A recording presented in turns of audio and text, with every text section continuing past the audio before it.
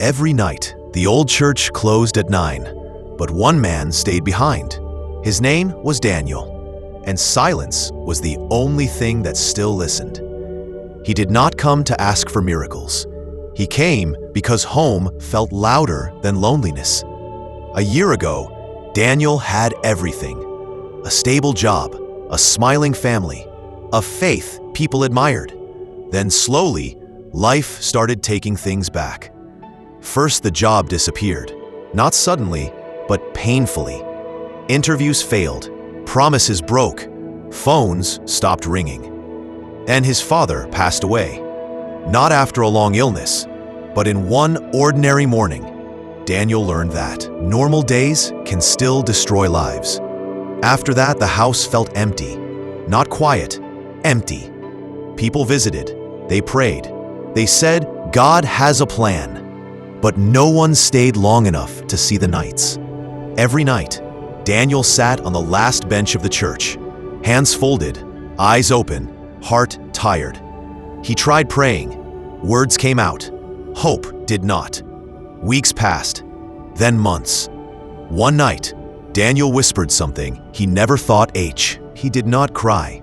He just sat there. No sign appeared. No answer came. So he stood up, ready to leave faith behind. That is when he noticed something under the bench, a small, worn notebook. Curiosity made him pick it up. Inside were names, hundreds of names, different handwriting, different years. Beside every name was one sentence: still waiting, still trusting.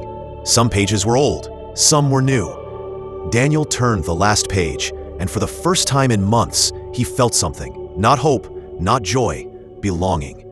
He wrote his name. No prayer, no request, just his name. Days passed. Life did not suddenly improve. Bills were still there. Grief still woke him up at night. But now when he sat in the church, he was not alone. He started noticing others. A woman who came every morning. A man who sat in silence like him. A young boy who prayed with empty hands. They never spoke much, but they shared space. Months later, Daniel got a call, not from an interview, but from a man who once sat beside him in silence.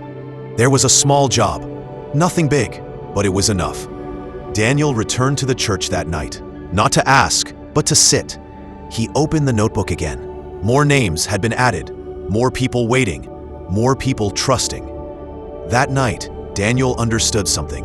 Faith is not about fast answers. Faith is about staying. And sometimes the miracle is not the door opening. It is realizing you were never waiting alone.